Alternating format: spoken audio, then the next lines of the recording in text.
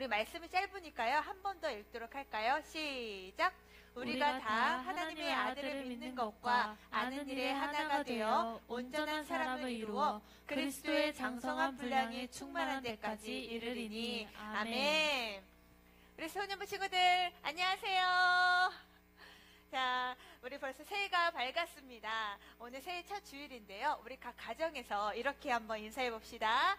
하나님의 복 많이 누리세요. 하나님의 복 많이 누리세요.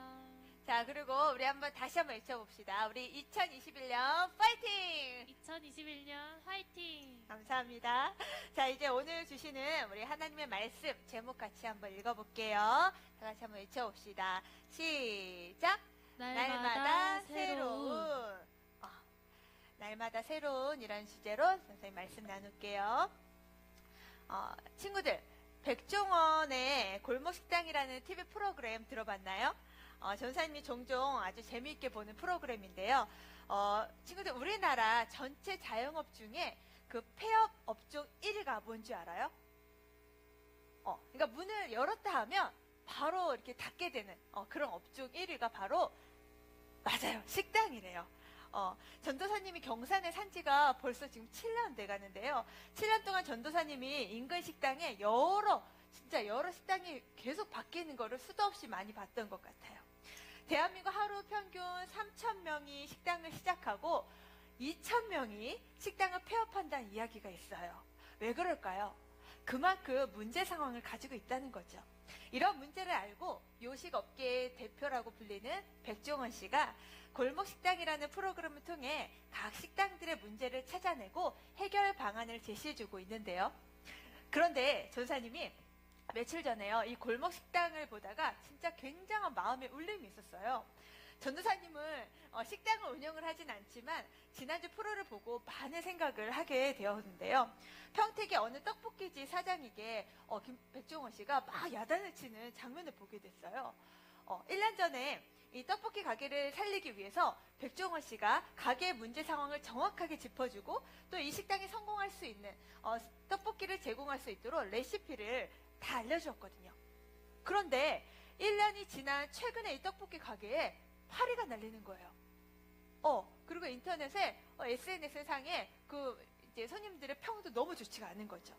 실제로 가보니까 손님들이 하나도 없는 거예요.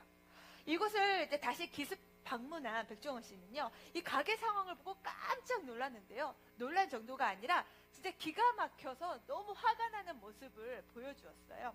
떡볶이 상태를 보니까 먹고 싶지 얘들아.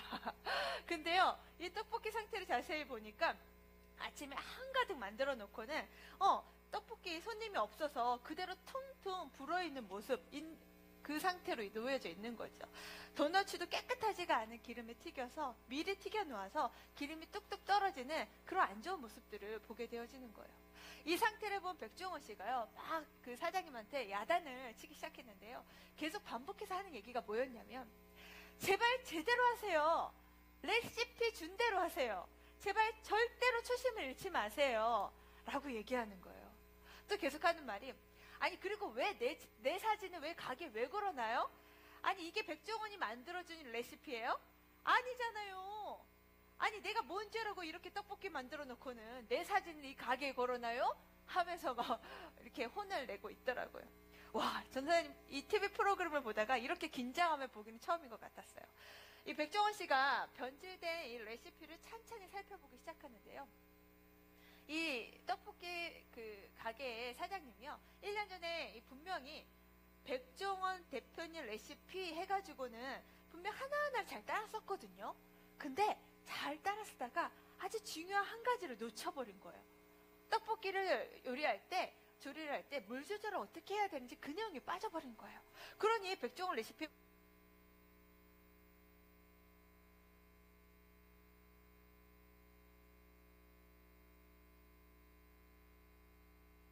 해야 한다고 강조하면서 정말 기본에 충실할 것을 당부에 또 당부를 하는 걸 보게 되었어요. 전도사님은 이 장면을 보면서요, 하나님의 자녀들이 세상을 살면서 하나님의 레시피대로 살지 않을 때, 다시 말해서 하나님의 말씀대로 살지 않을 때 어쩔 수 없이 변질된 상태로 살아가게 되는 거구나. 결국은 엉망진창의 모습으로 하나님의 이름에 먹칠을 하게 되는구나 하는 생각을 하게 됐어요. 실제로 교회를 다닌다고는 하지만 정직하지 않고요. 또 친구를 쉽게 욕하고 미워하는 모습, 그리고 내가 원하는 대로 되지 않으면 원망하고 불평하는 모습, 이렇게 죄의 습관을 반복하는 우리를 보시는 하나님, 얼마나 답답하실까요? 그리고 이런 우리를 보시며 얼마나 참고 인내하고 계시는 걸까요? 전사님 마치 현재 우리 기독교인의 민낯을 보는 것 같아서, 아니 전도사님의 이 민낯을 보는 것 같아서 참 부끄러운 마음이 들었어요. 그렇다면 지금 우리에게 필요한 게 뭘까요? 우리 이대로 괜찮은 걸까요? 아니죠. 아니에요. 우리는 지금 뭔가가 변화가 필요해요. 성경은 너희가 지금 이 상태로는 아니야. 너희들은 계속해서 변화되고 새로워져야 해 라고 말씀하세요. 과연 어떤 변화여야 할까요? 그 답은 바로 에베소서 4장 13절에 나와 있습니다. 우리 다 같이 함께 읽어볼까요? 에베소서 4장 13절 말씀 시작!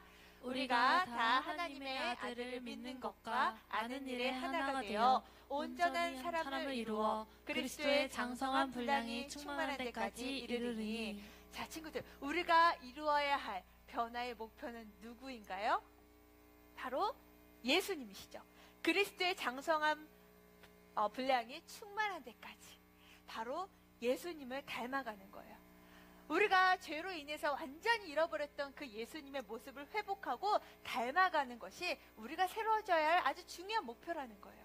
오늘 본문에서는요, 우리는 그 백종원의 레시피처럼요, 오늘 말씀을 통해서 이 세상 살지만 우리 안에서 날마다 새롭게 변화되어져야 하는 것이 무엇인지 성경은 말씀해주고 계시는데, 그 말씀 하나하나를 살펴보며 함께 은혜를 나눌 수 있길 바랍니다. 자, 첫 번째, 함께 따라해 봅시다. 우리가 날마다 새로운 삶을 살기 위해서는 따라해봅니다. 예수님을 아는 지식. 예수님을 아는 지식. 우리가 날마다 새로운 삶을 살기 위해서 먼저는 예수님을 아는 지식에서 새로워져야 한다는 거예요. 우리 다 같이 골로새서 3장 10절 말씀을 함께 읽겠습니다. 시작! 새 사람을 입었으니 이는 자기를 창조하신 이의 형상을 따라 지식에까지 새롭게 하심을 입은 자니라. 아멘. 자, 여기서 새 사람은 누구일까요? 새 사람. 예수님을 진짜 나의 구원자로, 나의 주인으로 모셔드려서 완전히 새로워진 하나님의 백성을 말하죠. 이렇게 새 사람을 입은 사람들에게 하나님께서 반드시 시작하신 일이 있어요. 그건 바로 하나님의 모습대로 변화시켜 가시는 일이죠. 이 일에 있어서 첫 번째가 바로 지식에까지 새롭게 하시는 일이에요. 여기서 말하는 새로운 지식이라는 건 하나님이 어떤 분이신지, 또 하나님이 어떤 일들을 행하셨는가 라는 것을 깨달아지고 또 이해가 되는 감각이 살아나는 것을 말해요. 이전에는 하나님이 온 세상을 창조하셨다는 말이 도무지 이해가 되지 않았는데, 어느 순간 봄, 여름, 가을, 겨울의 변화를 느끼고, 또 자고 나면 반드시 떠오르는 태양을 보면서, 그리고 잠잘 때 하늘에 반짝이는 별들과 또 달을 보면서 우와, 하나님 작품! 하고 깨달아진다는 거예요. 그리고 2000년 전에 온 인류의 죄를 위해 십자가에 죽으시고 다시 살아나신 그 부활의 사건이 이제는 나와 관련된 것으로 이해되어지고 믿어지고 깨달아진다는 거예요. 그런데 사실상 이 사실들이 이 세상 사람들은 쉽게 믿어지나요? 그렇지 않잖아요. 날 위해 대신 죽으신다는 것도 이해가 안 되고, 죽은 사람이 다시 살아난다는 건 더더욱 이해가 안 되고 믿어지지 않죠. 최근에 성탄절이 되어서요, 전도사님 집에서 이제 케이크를 사놓고 예수님 생일을 축하하고 감사하는 시간을 가졌는데요. 매년 하는 일들인데, 그날도 어김없이 이제 케이크에 초를 켜고 서로 돌아가면서 예수님께 뭐가 감사했는지 하늘을 들어보며 고백하는 시간을 가졌어요. 뭐 아빠는 목사님이니까 뭐 감사의 내용이 막 주저리 엄청 많이 나왔죠. 그 다음 순서가 바로 큰딸 예본이의 순서였는데요. 예본이가 갑자기 눈물을 글썽거리면서 아무 말도 하지 못하고 있는 거예요. 아니 뭐가 감사한지 도무지 모르겠다는 거예요. 나머지 식구들이요 서로 예상치 못한 예본이의 그 반응에 너무나 긴장감이 흐르고 있었어요. 하나님이 자기 기도에 응답해 주시지 않았다는 거예요. 그 기도 제목인즉슨 하나님 코로나 없애주세요. 코로나가 빨리 지나가게 해주세요. 라는 거였죠. 사실상 이 기도 제목은요, 예본이만의 기도 제목이 아니죠. 우리 모두의 기도 제목일 텐데요. 예본이는 어느 이 코로나가 지나가서 정말 마스크를 벗고 놀이동산을 활보하면서 신나게 놀고 싶었다는 거예요. 근데 그 꿈을 이루지 못했다는 거예요. 그래서 너무 속상해서 올 한 해를 돌아봐도 감사의 고백이 나오지 않는다는 거죠. 이 이야기를 듣고 너무나 공감은 됐어요. 그런데 그래서 이 예본이의 반응을 보고 우리 온 식구들이 그러면 도대체 코로나의 원인이 뭐냐? 부터 시작해서 그것은 바로 모든 인류의 죄 때문이다. 부터 시작해서 그리고 그 인류의 죄와 우리의 죄 그리고 나의 죄까지 이야기하다가 결국 성탄의 진짜 의미까지 함께 이야기를 하게 됐어요. 무슨 말이에요? 예수님은 왜 이 땅에 오셔야만 했는지에 대한 그 이유를 쫙 설명했죠. 예본이가 마음속에 원망이 생기니까요. 예수님 그 십자가의 의미도 그 감사마저도 고백되지 않는 걸 보면서 전도사님이 물었어요. 예본아, 하나님 알기 위해서 우리 예본이 얼마나 노력하고 있어? 하루에 성경은 얼마나 보고 있어? 사실상 요즘 예본이가요. 성경보다 이제 방학이 되어서 TV와 스마트폰, 카카오톡 그리고 자기가 읽고 싶은 책들은 막 찾아서라도 열심히 봤지만 성경을 열심히 보지 않는 모습 전도사님 눈에 딱 걸렸거든요. 그래서 전도사님 물었어요. 잘 대답을 못 하더라고요. 전도사님 이렇게 대화를 하다가 진짜 예본이 안에서 정말 하나님을 아는 지식, 예수님을 아는 지식이 날로 새로워지길 정말 간절한 마음으로 기도하게 됐어요. 우리 친구들은 어떤가요? 예수님이 내 안에, 내가 예수님 안에 살지 않는 상태에서는 우리의 이성이 하나님을 계시다는 것, 그리고 하나님이 하신 일들에 대해서 도무지 이해할 수가 없어요. 그러나 아직 잘은 모르겠지만 예수님 내 안에 계시다는 것, 희미하게나마 느끼고 아는 친구들은요, 이미 하나님께서 우리 친구들 안에 지식을 새롭게 하는 일들을 하고 계시다는 거죠. 그러면 도대체 왜 하나님은 우리의 지식을 새롭게 하시는 걸까요? 온전한 지식이 없이는 사랑이 있을 수 없기 때문이에요. 친구들, 잘 알지도 못하는 사람을 사랑하는 거, 이거 가능합니까? 아니죠. 지식 없는 사랑이란 건 불가능해요. 전사님이 요즘에 정말 행복이하고 행복이에게 쏙 빠져 있거든요. 행복이가 뭘 좋아하는지, 뭘 싫어하는지, 또 목욕은 어떻게 시켜야 하는지, 또 어떻게 해야 말을 잘 알아듣는지, 벌써 몇 개월 살면서 점점 행복이에 대한 지식이 생겨나고 배워가다 보니까요, 이 행복이를 더 잘 돌볼 수가 있게 되더라고요. 심지어 이렇게 동물도 예뻐지는 이 과정에 지식이 필요한데, 하물며 온 우주의 만물의 주인 되신 하나님을 믿는데 하나님 아는 지식도 없이 하나님을 사랑하는 것, 이거 가능하겠냐는 거예요. 불가능하다는 거예요. 그래서 아주 유명한 신학자 조나단 에드워즈라는 분이요, 이런 이야기를 합니다. 어떤 대상을 사랑할 수 있으려면 먼저 그 대상이 파악되어야만 한다. 내가 누군가를 사랑하고 싶으면 그 상대에 대해서 먼저 알아야 된다는 거예요. 따라서 우리에게 필요한 건 바로 예수님을 아는 지식이 날마다 새로워져야 하는 것인 줄 믿습니다. 아멘. 그런데 이 일이 어떻게 가능해요? 예수님이 누구신지, 또 어떤 일 하셨는지, 그분이 나에게 어떤 분인지, 나를 통해 행하실 그 멋진 계획이 무엇인지 어떻게 알아요? 바로 성경에 써 있지요.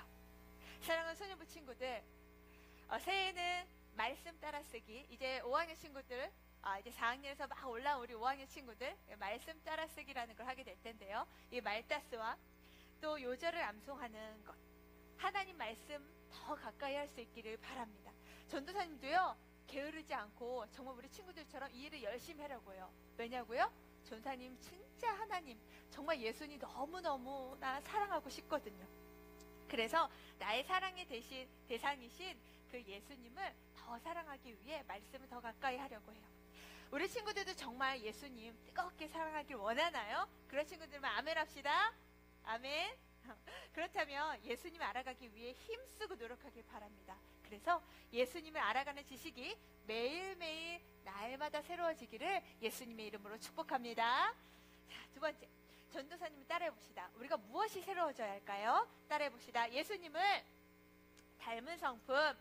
다시 한번요. 예수님을 닮은 성품. 모든 인간은요, 하나님의 형상으로 창조되었기 때문에 하나님의 모습을 닮아 있어요. 물론 죄로 인해 하나님의 형상이 와장창 깨어져 버렸죠. 그래서 하나님은 예수님을 믿는 사람들에게 하나님의 그 형상을 회복하시는 일을 하신다고 이야기했어요. 그 중에 또 하나가 뭐냐면 바로 하나님의 그 도덕적인 성품, 하나님의 도덕성을 회복하시는 일이에요. 과연 우리가 닮아가야 할 그 예수님, 하나님의 도덕적 성품이 무엇인지 우리 갈라디아서 5장 22절에서 23절 말씀을 함께 읽겠습니다. 시작! 오직 성령의 열매는 사랑과 희락과 화평과 오래 참음과 자비와 양성과 충성과 온유와 절제니 이 같은 것을 금지할 법이 없느니라. 아멘. 자, 방금 나열된 이 9가지의 미덕은요, 우리 안에 성령님께서 우리의 성품을 만들어 가시는 이 모습을 말해요. 물론 성경에는 이 외에도 더 많은 예수님의 성품들이 언급되어 있는데요. 대체적으로 이 9가지 성품 안에 다 들어간다고 볼 수 있어요. 예수님을 믿는 우리에게 매일 다가오는 죄를 짓지 않기 위해서도, 그 죄를 짓지 않기 위해서도 우리는 매일 노력을 해야겠지만, 어떻게 하면 더 하나님의 그 말씀을 적극적으로 따르고 또 하나님의 그 아름다운 성품을 닮아갈 수 있을까 고민하며 또 노력하며 열심히 발버둥치는 이런 모습도 있어야 되는 거죠. 이게 바로 하나님을 주인으로 모신 백성다운 삶의 모습인 거예요. 지난주에 그 성탄절이 있었잖아요. 그래서인지 모 방송국에서 진행하는 그 차이나는 클래스라는 프로그램에서요, 연세대학교 신학과 김학철 교수님 나오셨어요. 우와, 주사님이 웬일이야? 웬일로 기독교에 대해서 이렇게 좋은 프로에서 기독교를 다루고 있지? 하고 전사님이 집중 보게 되었어요. 지지난주죠. 팬데믹 시대의 기독교라는 주제로 이렇게 질문하고 답을 하는 그 내용으로 진짜 기독교가 무엇인가를 보여주고 설명하시는 그런 이야기가 나왔는데요. 작년 한 해 동안 그 코로나로 인해서 교회가 참 많은 비난을 받게 되었잖아요. 물론 지금도 진행 중이죠. 성도들이 하나님의 도덕적 성품을 잘 드러내지 못함으로 인해서 하나님의 이름을 욕되게 한 것 같아, 그리고 그 사람들 중에 전도사님도 포함이 되는 것 같아서 참 마음이 괴롭고 힘든 시간들을 보냈어요. 그런데 이 프로를 보면서 전도사님 안에 다시 소망이 생기더라고요. 친구들, 지금은 기독교가 되게 부정적인 인식들이 사회에 되게 많이 깔려 있긴 한데요. 사실상 2000년 역사 속에서 기독교가 가장 빛났던 순간이 언제인지 알아요? 바로 팬데믹 시대였다고 해요. 우리 친구들, 팬데믹이 뭐예요? 팬데믹이 뭐예요? 바로 세계적인 그 대유행하는 전염병이 도는 시기를 바로 팬데믹이라고 하잖아요. 지금과 같은 이 팬데믹 시대였다고 해요. 코로나19 등장으로 인해서 올 한 해 전 세계적으로 많은 이들이 바이러스와 사투를 벌이고 있지만요, 코로나 시대 이전에도 인류와 그 바이러스의 전쟁은 이미 여러 차례 진행되어 왔었어요. 과거 로마에서 그 2번의 엄청난 그 전염병이 돌았을 때 사람들은 이 감염자들을 피하고, 심지어 그 가족 안에 감염자가 있으면 가족임에도 불구하고 구덩이에 막 내다 버릴 정도로 이 감염자와의 그 접촉을 피하는 끔찍한 상황들을 경험했다고 해요. 그런데 이러한 상황 속에서 자신의 몸이 감염될 거 뻔히 알면서도 병자들을 찾아 돌보고 또 이 병자들을 고치는, 정말 사회적으로도 사람들에게 너무나 많은 감동을 주었던 종교가 바로 기독교였다는 거예요.